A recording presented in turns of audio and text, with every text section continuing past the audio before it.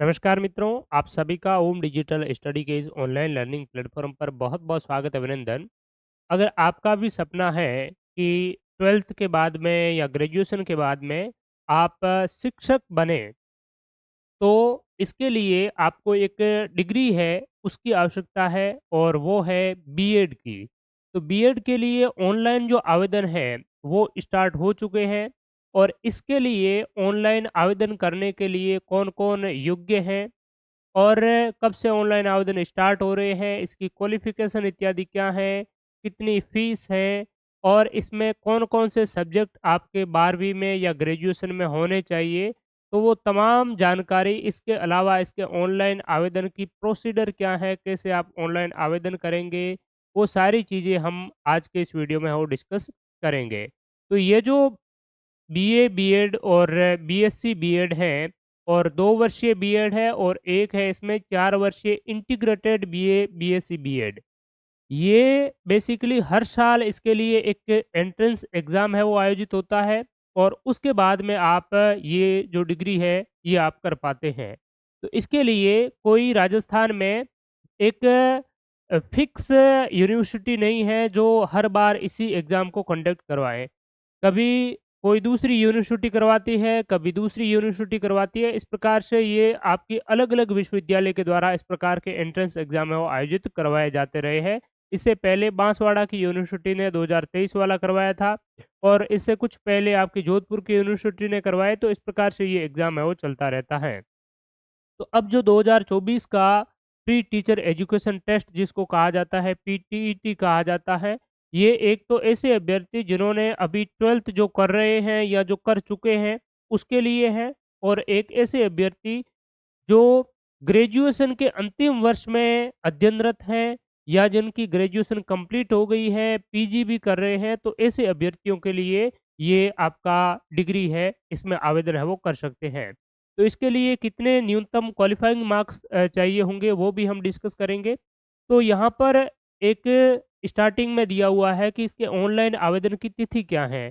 तो ऑनलाइन आवेदन 6 मार्च 2024 यानी कि आज से ही इसके ऑनलाइन आवेदन है वो स्टार्ट हो गए हैं और इसकी अंतिम तिथि 31 मार्च 2024 है और प्रवेश परीक्षा जो आपकी इसका एंट्रेंस जो एग्ज़ाम होगा, ये होगा 9 जून 2024 को। तो मार्च है, अप्रैल, मई 2 महीने आपके पास में है इसके लिए और मार्च का वैसे पूरा ही महीना ही पड़ा है, तो 3 महीने आपके लिए इसकी परीक्षा के लिए तैयारी करने के लिए हैं, ठीक है? इसका सिलेबस, परीक्षा स्कीम इत्यादि क्या होगा, वो भी हम है वो इसमें डिस्कस करेंगे, ठीक है? और परीक्षा का जो शुल्क रहेगा, वो ₹500 आपकी फ़ीस रहेगी, ऑनलाइन फ़ॉर्म भरने की ये फ़ीस है, ठीक है? तो यहाँ पर पहले हम बात करेंगे बीएड पाठ्यक्रम हेतु क्या रूल्स रेगुलेशन है, कौन-कौन एलिजिबल है और उसके बाद में हम 12th वाले अभ्यर्थियों के लिए यानी कि जो इंटीग्रेटेड 4 वर्षों का जो आपका मॉड्यूल है, उस पर हम चर्चा करेंगे। तो देखिए, बीएड पाठ्यक्रम में फीस आपकी वही है, ऑनलाइन आवेदन 6 मार्च से स्टार्ट है, 31 मार्च तक आपके चलेंगे। अब इसमें एक न्यूनतम क्वालीफाई जो न्यूनतम आपके मार्क्स है वो होना ज़रूरी है, परसेंटेज होना ज़रूरी है। किसमें? आपने जो ग्रेजुएशन कर रखी है, इस ग्रेजुएशन में आपके कम से कम कितने जो मार्क्स है, वो इसके लिए आवेदन कर सकते हैं। तो न्यूनतम इसमें मार्क्स है, इसकी आवश्यकता है और वो मार्क्स यहाँ पर है वो इन्होंने क्लियरली दे रखा है और यहाँ पर बताया हुआ है कि इसके लिए आवेदन केवल वही अभ्यर्थी कर सकते हैं जिनके स्नातक या स्नातकोत्तर जो परीक्षा है, ग्रेजुएशन या पोस्ट ग्रेजुएशन परीक्षा है, उसमें न्यूनतम 50% उच्चांक है वो ज़रूरी है। किसके लिए? एससी, एसटी, ओबीसी और जो आपका ईडब्ल्यूएस इत्यादि है, उनको छोड़ कर के अन्य सभी जो कैटेगरी है, उनके लिए कितने हैं? 50% मार्क्स है वो आपके ग्रेजुएशन में होना ज़रूरी है। ठीक है? ग्रेजुएशन या पोस्ट ग्रेजुएशन। इसके अलावा जो अनुसूचित जाति है, जनजाति है, अन्य पिछड़ा वर्ग यानी कि ओबीसी है, अति पिछड़ा वर्ग है, एमबीसी है, दिव्यांगजन है, इसके अलावा विधवा, परित्यक्ता जो महिला है, सभी आरक्षित श्रेणी राजस्थान के मूल निवासी होने चाहिए। तो ऐसे एससी, एसटी, ओबीसी, एमबीसी, दिव्यांग, विधवा और डिवोर्स जो महिलाएं हैं, उनके लिए स्नातक या स्नातकोत्तर में न्यूनतम 45% अंक है, वो ज़रूरी है।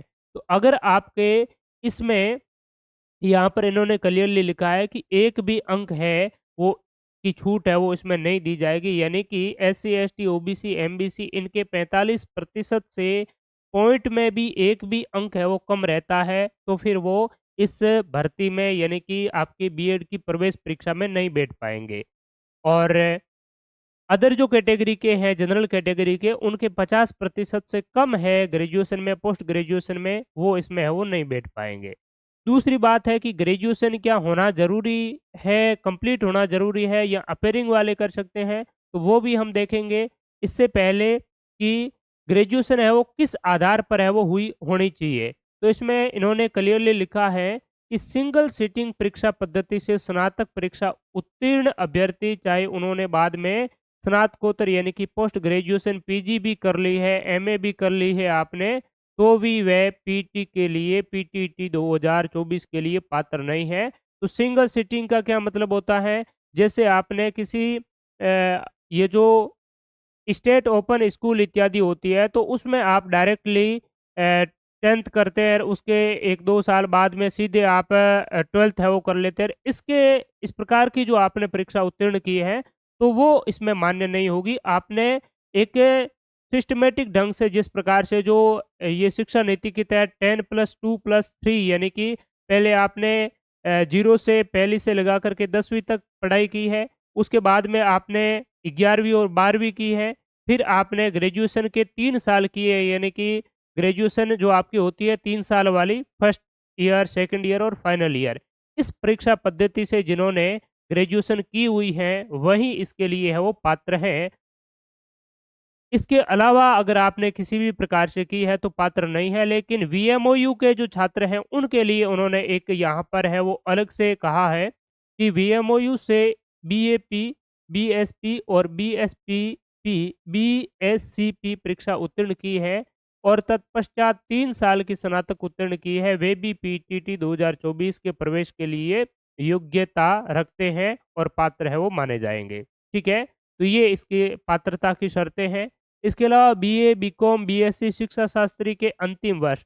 अब ये आ रहा है, बहुत से अभ्यर्थी पूछेंगे कि हम जो अपेयरिंग में है, अभी हमारे अंतिम साल में चल रही है बीए, बीकॉम, बीएससी या शिक्षा शास्त्री डिग्री ये जो चल रही है, तो हम एलिजिबल है या नहीं है? तो आप इसके लिए आवेदन कर सकते हैं। लेकिन आपकी जो काउंसलिंग होगी यानी कि 9 जून को आपका एग्ज़ाम होगा और 9 जून एग्ज़ाम के बाद में लगभग महीना भर बाद में आपका रिज़ल्ट आएगा, जुलाई में। और जुलाई के बाद में लगभग आप मान सकते हैं कि अगस्त के महीने में आपकी है वो इसकी काउंसलिंग है वो रहने वाली है। तो काउंसलिंग पंजीकरण की जो आपकी डेट आएगी और उस पंजीकरण की डेट की जो लास्ट डेट है, जैसे कि आपका 1 अगस्त को काउंसलिंग स्टार्ट हुआ और 30 अगस्त तक काउंसलिंग आपकी चलेगी, ठीक है? तो 30 अगस्त से पहले तक आपकी क्या हो जानी चाहिए, ग्रेजुएशन कंप्लीट हो जानी चाहिए। ये 30 अगस्त कोई फिक्स डेट नहीं है, मैं आपको एक एग्ज़ाम्पल के तौर पर बता रहा हूँ। काउंसलिंग की डेट इनकी अलग भी हो सकती है। तो ये परीक्षा में बैठने तक आप अगर अपीयरिंग है तो भी चलेगा, आपकी कंप्लीट नहीं हुई है तो भी चलेगा, लेकिन जब आपका पंजीकरण होगा, काउंसलिंग होगी, उस समय आपकी है वो कंप्लीट हो जानी चाहिए, ये बात है इसमें, ठीक है? दूसरी बात क्या है कि प्राप्तांक के आधार पर इसकी आपकी एक मेरिट लिस्ट बनेगी जो जितने आपकी इसमें पोस्ट है, उस पोस्ट के आधार पर आपकी जो 2 वर्षीय जो पीटीटी वाला जो आपका कोर्स है, इस 2 वर्षीय पीटीटी के जितने भी जो कैंडिडेट उसमें भाग लेंगे परीक्षा में और उस आधार पर जिस प्रकार से आपका सामान्यतः या कॉम्पिटिटिव एग्ज़ाम होता है, उसके आधार पर मेरिट के आधार पर उनका सिलेक्शन होता है, उसी प्रकार से ये भी आपका है वो भर्ती परीक्षा आयोजित की जाएगी, ठीक है? और काउंसलिंग जो आपकी होगी तो काउंसलिंग के लिए 5,000 रुपए की ये फीस लेंगे और काउंसलिंग फीस आपकी एडमिशन फीस में है वो बाद में एडजस्ट है वो कर ली जाएगी। यानी कि काउंसलिंग आपने 5,000 जमा करवाई और काउंसलिंग वैसे जितने भी कैंडिडेट है जो एग्ज़ाम में बैठेंगे वो तो काउंसलिंग तो करवाएँगे ही, तो काउंसलिंग के लिए आपको 5,000 की फ़ीस देनी होगी। अब काउंसलिंग की फ़ीस जमा करवाने के बाद में आपकी जो रिज़ल्ट मेरिट लिस्ट है वो जारी होगी, उसमें अगर आपका सिलेक्शन है वो नहीं हो पाता है, तो फिर है ₹200 है वो काटा जाएगा और बाकी चीज़ें हैं आपको है वो रिफंड है वो करवा दी जाएगी। ठीक है? तो ये बात है इसकी। इसके अलावा प्रत्येक जो संकाय है कला, विज्ञान, वाणिज्य में उपलब्ध कुल सीटों में राज्य सरकार के मूल अभ्यर्थियों के लिए आरक्षण है वो इस प्रकार से आपका रहने वाला है। अनुसूचित जाति वर्ग के लिए 16% है, जनजाति के लिए 12 है, अन्य पिछड़ा वर्ग के लिए 21 है, एमबीसी के लिए 5% है, महिला इसमें 8% सीट। तो ये इस प्रकार का आरक्षण है। वो तो आरक्षण आपको देंगे ही, उसमें ज़्यादा आपको इसमें ज़्यादा देखने करने की कोई आवश्यकता है नहीं खैर, ठीक है? इसके अलावा महत्वपूर्ण जो बात ये है कि आप जब ऑनलाइन आवेदन करें, तो उसमें इन्होंने कहा है कि प्रमाण पत्र जो आपका जैसे कि आप एमबीसी से है, ओबीसी से है, ईडब्ल्यूएस से है, जिस कैटेगरी से आप संबंध रखते हैं, विधवा, परित्यक्ता इत्यादि हैं, तो उनका आपको क्या है सर्टिफ़िकेट है वो होना चाहिए। और अन्य पिछड़ा वर्ग का जो नॉन क्रीमिलियर श्रेणी का जो प्रमाण पत्र है, वो काउंसलिंग की तिथि को 1 वर्ष से अधिक पुराना नहीं होना चाहिए, यानी कि जब आप काउंसलिंग होगी उस तिथि से 1 साल से ज़्यादा आपका है वो पुराना नहीं होना चाहिए। तो आप काउंसलिंग वाला अभी वैसे बनवा सकते हैं, अभी आप बनवाएँगे तो लगभग 4-5 महीने का है वो आपका हो जाएगा, ठीक है, एग्ज़ाम तक। तो अभी वैसे आप प्रमाण पत्र अपने बनवा सकते हैं या फिर बाद में भी प्रमाण पत्र है वो बनवा सकते हैं। लेकिन ओल्ड वाला प्रमाण पत्र आपका है वो नहीं चलेगा और कोई भी आप इस प्रकार का प्रमाण पत्र के लिए एफ़िडेविट इत्यादि देंगे तो वो भी आपका चलेगा नहीं। ठीक है? और बाकी वाले जितने भी हैं जैसे कि तलाकशुदा है, विधवा है, परित्यक्ता है, तो ऐसी महिलाओं के लिए आपका कोर्ट के द्वारा निर्णय का जो आपका प्रमाण पत्र है, वो आपको शपथ पत्र इत्यादि है वो देना होगा। तो ये तो इसके बाद की बात हो गई, आपकी काउंसलिंग के टाइम की बात हो गई।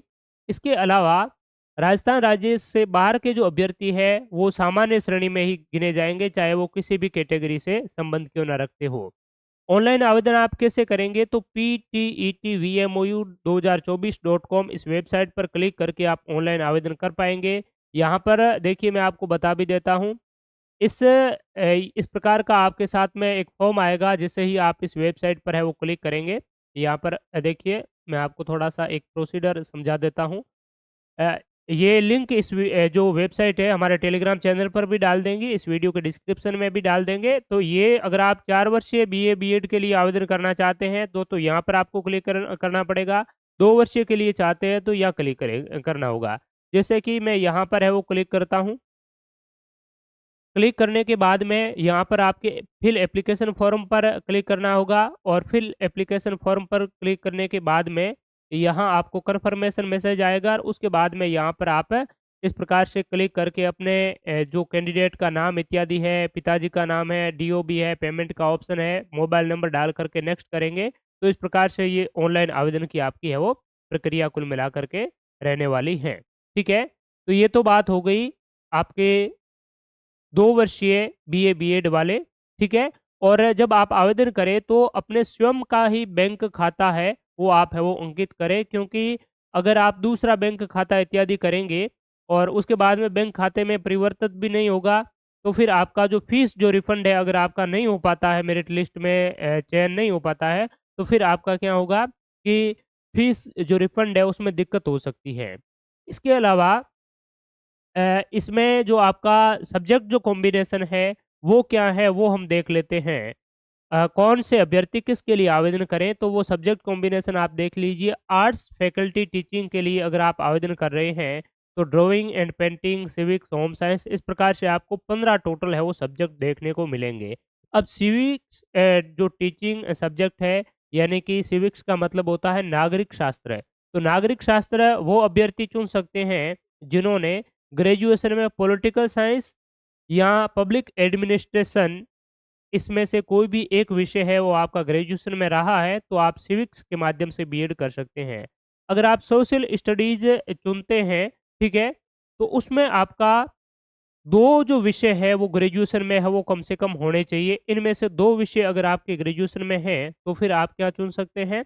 सोशल स्टडीज़ यानी कि सामाजिक अध्ययन चुन सकते हैं, एसएसटी चुन सकते हैं, जिसमें हिस्ट्री या पॉलिटिकल साइंस रहा हो या public administration, economics, geography, philosophy, psychology या सोशियोलॉजी यानी कि ये जो 8 का कॉम्बिनेशन है, इनमें से कोई 2 जो सब्जेक्ट आपके ग्रेजुएशन में रहे हैं, तो आप सोशल स्टडीज चुन सकते हैं। अगर आपका केवल और एक पॉलिटिकल साइंस रहा है तो आप सिविक्स चुन सकते हैं। पब्लिक एडमिनिस्ट्रेशन रहा है तो भी आप सिविक्स चुन सकते हैं। लेकिन इनमें से कोई 2 हैं आपके तो आप एसएसटी चुन सकते हैं। साइंस फैकल्टी जो टीचिंग सब्जेक्ट हैं उसके लिए ये जो आपके हैं home science, economics, geography, mathematics, physics, biology, chemistry, general science, ठीक है? तो अगर आप जनरल साइंस टीचिंग सब्जेक्ट है वो चुनना चाहते हैं, तो इसके लिए आपको स्नातक स्तर पर कोई भी 2 विषय है वो निम्नलिखित में से पढ़े हुए होने चाहिए, तो आप जनरल साइंस चयन कर सकते हैं अथवा नहीं, ठीक है?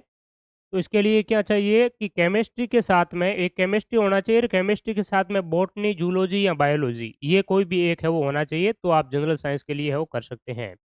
दूसरा है इसमें जिसने बीएससी होम साइंस में कर रखी है और वह टीचिंग सब्जेक्ट में केवल होम साइंस जनरल साइंस का ही चयन करें, ठीक है? तो होम साइंस के साथ में आपने बीएससी कर रखी है तो टीचिंग सब्जेक्ट में होम साइंस या जनरल साइंस का है वो आप चयन करें।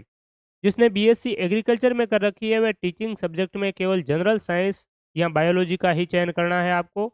और कॉमर्स फैकल्टी टीचिंग के लिए जिसने स्नातक स्तर पर बुक कीपिंग या कॉमर्स प्रैक्टिस है वो पढ़ा है, तो उपरोक्त टीचिंग सब्जेक्ट के अलावा अन्य विषय टीचिंग सब्जेक्ट है वो नहीं हो सकता। तो ये आपके कॉमर्स में 2 है, ये होने चाहिए, ठीक है? तो ये आपकी इसकी अगर बात हुई कि सब्जेक्ट का कॉम्बिनेशन आपका है वो क्या होना चाहिए, तो ये सब्जेक्ट का कॉम्बिनेशन है। इसके अलावा यहाँ पर और उन्होंने दे रखा है, इसमें आप निर्देशन में देखेंगे तो ये और अच्छी तरीके से आप इनको एक बार पढ़ लीजिए ऑनलाइन आवेदन से पहले। ये कंप्लीट पीडीएफ आपको ओम डिजिटल स्टडी टेलीग्राम चैनल पर और हमारे मोबाइल एप्लीकेशन पर भी मिल जाएँगी। इसके अलावा इसका सिलेबस इत्यादि है वो क्या रहेगा वो हम थोड़ा बाद में देखेंगे। इससे पूर्व हम 4 वर्षीय बीए, बीएड, बीएससी, बीएड ये है, इसके लिए देख लेते हैं कि इसके लिए क्या है।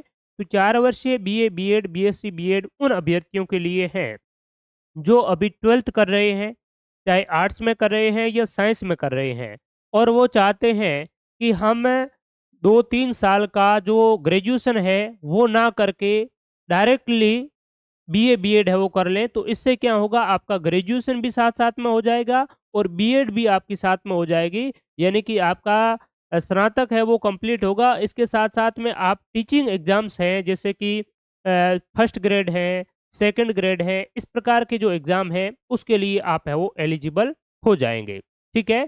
तो इसके लिए अगर बात करें तो यहाँ पर 4 वर्षीय बीए, बीएड और बीएससी बीएड कोर्स में प्रवेश के लिए वे अभ्यर्थी पात्र हैं जिनका माध्यमिक शिक्षा बोर्ड यानी कि जो 12th आपकी परीक्षा है, उस 12th परीक्षा में अगर आप जनरल कैटेगरी के हैं तो 50% न्यूनतम मार्क्स है वो उत्तीर्णांक आपके ज़रूरी है। यानी कि आपने 12th किया है, 12th के रिज़ल्ट में आपके 50% मार्क्स तो कम से कम होने ही चाहिए।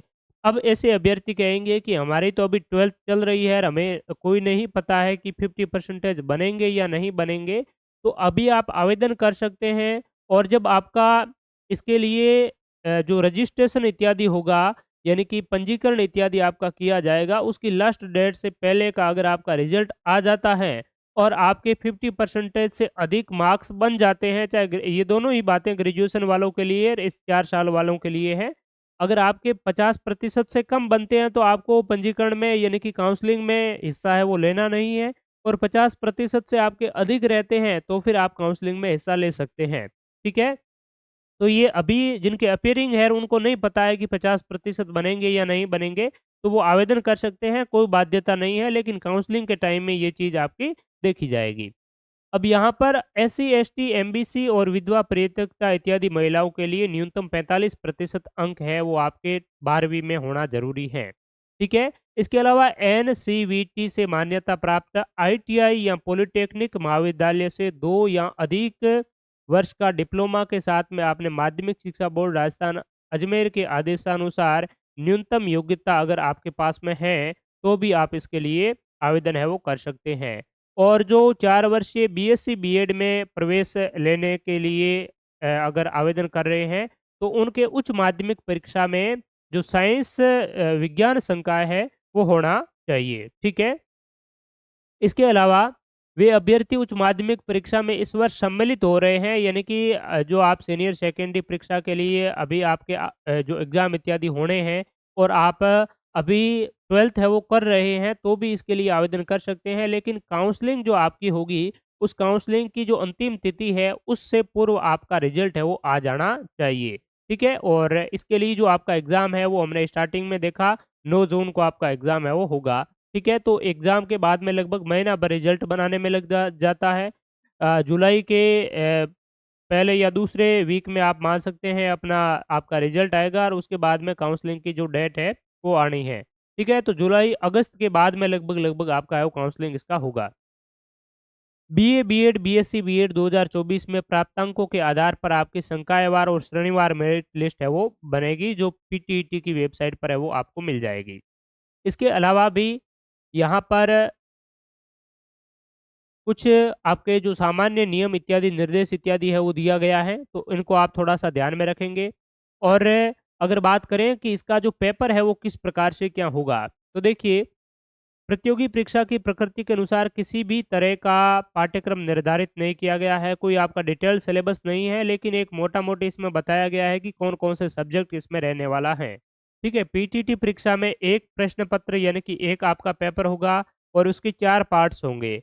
प्रत्येक जो भाग है उसमें 50 प्रश्न है वो आपसे पूछे जाएँगे और टोटल जो पेपर है वो आपका 200 इसमें क्वेश्चन्स है वो होंगे और 3 घंटे की आपको समय मिलेगा। ठीक है? तो 200 क्वेश्चन्स 3 घंटे का समय और 50 क्वेश्चन्स है वो प्रत्येक आपके पार्ट्स में होगा। तो ये 4 पार्ट्स है वो किस प्रकार से रहेगा? तो एक जो पार्ट्स है वो मेंटल एबिलिटी का रहेगा, मानसिक योग्यता। दूसरा है टीचिंग एप्टीट्यूड एवं एप्टीट्यूड टेस्ट है, शिक्षण अभिरुचि और जो आपकी अभिक्षमता इत्यादि है। इसके अलावा जनरल अवेयरनेस का एक पोर्शन है आपका और एक है लैंग्वेज प्रोफिशिएंसी यानी कि भाषा की जो दक्षता है वो कितनी क्या है।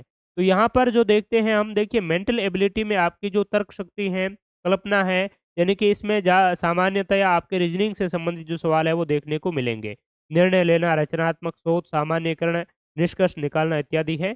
टीचिंग एप्टीट्यूड और जो आपका एप्टीट्यूड जो टेस्ट है, इसमें मेनली 50 जो प्रश्न होंगे और लगभग-लगभग एक जो आपके जो टॉपिक है, इससे 8 7-8 क्वेश्चन्स है वो एक इससे पूछे जाएँगे। जैसे सामान्य परिपक्वता, नेतृत्व, व्यावसायिक प्रतिबद्धता, पारस्परिक संबंध, संचार और जागरूकता। और ये दृष्टिकोण और जागरूकता परीक्षा होगी जिसमें 3, 2, 1, 0 के पैमाने पर, यानी कि इसमें आपके अगर आपने सबसे एप्रोप्रिएट आंसर दिया है तो जिसके 3 नंबर मिलेंगे, उससे थोड़ा-सा कम एप्रोप्रिएट आंसर दिया है तो 2 मिलेंगे, उसके बाद में 1 और सबसे घटिया विकल्प चुना है तो आपको 0 मार्क्स है वो दिया जाएगा। इसके अलावा जनरल अवेयरनेस जीएस के आपके 4 सेक्शन होंगे, लगभग एक सेक्शन में 10-10 क्वेश्चन्स है वो आपके रहेंगे, 8-8 क्वेश्चन आप मान के चल सकते हैं। यहाँ 4 नहीं है, ज़्यादा हैं, 4 से 5 और 6 है, ठीक है? तो 8-8 क्वेश्चन्स आप मान सकते हैं। यहाँ पर देखिए करंट अफेयर्स है, राष्ट्रीय और अंतर्राष्ट्रीय स्तर का, भारतीय इतिहास और संस्कृति है, भारत और इसके प्राकृतिक संसाधन, महान भारतीय व्यक्तित्व है, पर्यावरण जागरूकता और राजस्थान के बारे में सामान्य जानकारी। तो ये आपके इसमें 2-3 में जनरल अवेयरनेस में रहने वाले हैं। लैंग्वेज प्रोफिशिएंसी में यानी कि जो इसमें भाषा की प्रवीणता आपकी कितनी है, भाषा में दक्ष कितने हैं, इससे 50 प्रश्न है वो आपसे पूछे जाएँगे। और हिंदी या अंग्रेजी भाषा में दक्षता से संबंधित मुख्य रूप से निम्नलिखित 50 वस्तुनिष्ठ प्रश्न होंगे। तो देखिए एक तो शब्दावली से संबंधित, कार्यात्मक व्याकरण, वाक्य रचनाएँ और समझ, इस प्रकार से लगभग 25 क्वेश्चंस हिंदी से और 25 इंग्लिश से आपके होंगे। प्रश्न कैसे पूछे जाएँगे, इसका जो मॉडल इत्यादि है वो भी हम लास्ट में देखेंगे कि इसका मॉडल किस प्रकार से रहने वाला है, मॉडल पेपर भी हम देखेंगे। ठीक है? तो ये रहेगा आपके बहुवैकल्पिक प्रश्न होंगे, ओएमआर आपको दी जाएगी और इस प्रकार से आपका जो टोटल है वो पेपर रहने वाला है। ठीक है? यहाँ पर देखिए कि हम देख लेते हैं कि आपका जो पेपर है, इस पेपर का किस प्रकार से क्या रहेगा। ऑनलाइन आवेदन मैंने अभी पीटीटी बीएड वालों के लिए जो बताया, उसी प्रकार से आप ऑनलाइन आवेदन है वो कर पाएँगे। इसकी जो वेबसाइट है, इस वेबसाइट पर जाकर के आप ऑनलाइन आवेदन है वो कर सकेंगे।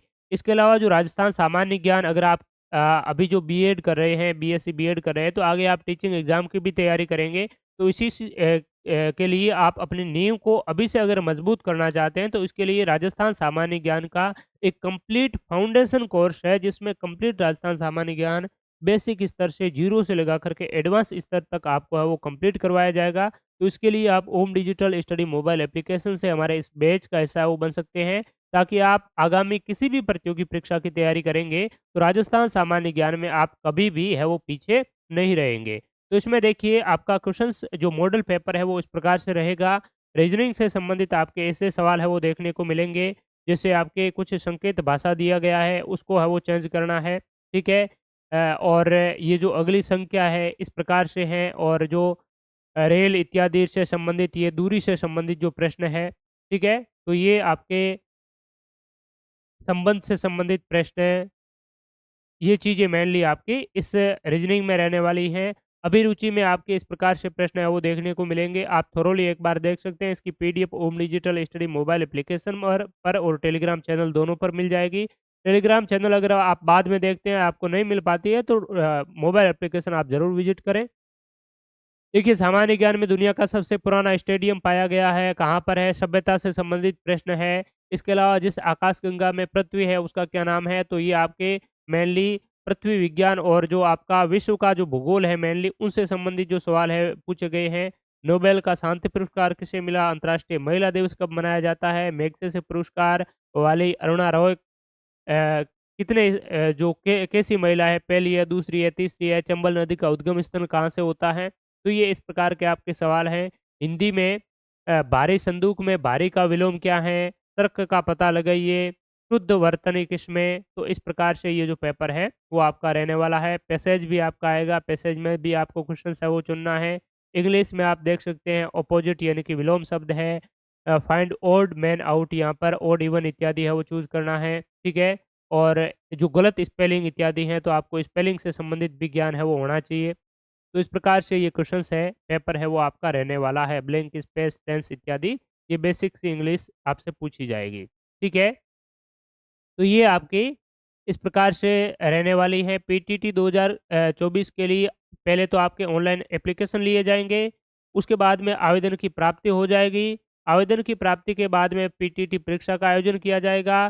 तत्पश्चात आपका रिज़ल्ट जारी होगा। उसके बाद में काउंसलिंग में रजिस्ट्रेशन के लिए आपको बुलाया जाएगा, और मेरिट सूची में ऊपर के और गमन यानी कि मेरिट सूची है, वो आपकी पहले वाले जो ऊपर वाले अभ्यर्थी हैं, उनकी मेरिट लिस्ट जारी होगी। उसके बाद में फर्स्ट लिस्ट जारी होगी, सेकंड लिस्ट, थर्ड लिस्ट, और उसके बाद में प्रवेश की प्रक्रिया बंद हो जाएगी और शैक्षणिक सत्र आपके आरंभ हो जाएँगे। तो इस प्रकार से आपका ये पीटीटी 2 वर्षीय और 4 वर्षीय इंटीग्रेटेड बीए, बीएससी, बीएड का जो कोर्स है वो होना आपका जा रहा है। तो ये आपकी कंप्लीट जो डिटेल मैंने आपके साथ है वो शेयर की, क्योंकि बहुत से अभ्यर्थी इसके बारे में पूछ रहे थे। तो ये आप ग्रेजुएशन कर रहे हैं या 12th कर रहे हैं, तो उन सभी के लिए ऑनलाइन आवेदन है वो कर सकते हैं। और राजस्थान सामान्य ज्ञान के बहुत बेहतरीन तैयारी के लिए आप ओम डिजिटल स्टडी मोबाइल एप्लीकेशन और यूट्यूब चैनल पर भी इस पॉडकास्ट सेक्शन में प्रीवियस पेपर्स इत्यादि बहुत सारे डाले हुए हैं।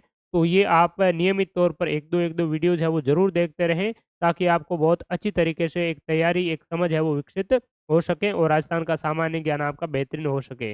इसके अलावा हमारे मोबाइल एप्लीकेशन और टेस्ट सीरीज वाले एप्लीकेशन, इसके साथ में टेलीग्राम, व्हाट्सएप, फेसबुक, इंस्टाग्राम इत्यादि विभिन्न सोशल मीडिया प्लेटफ़ॉर्म्स से आप जुड़ सकते हैं, जिसकी लिंक इस वीडियो के डिस्क्रिप्शन में मिल जाएगी। Thank you so much all of you, सभी का बहुत-बहुत धन्यवाद। और भी आपके कोई डाउट हो, क्वेरी हो, तो इस कमेंट सेक्शन में आप ज़रूर लिखिएगा। Thank you so much all of you.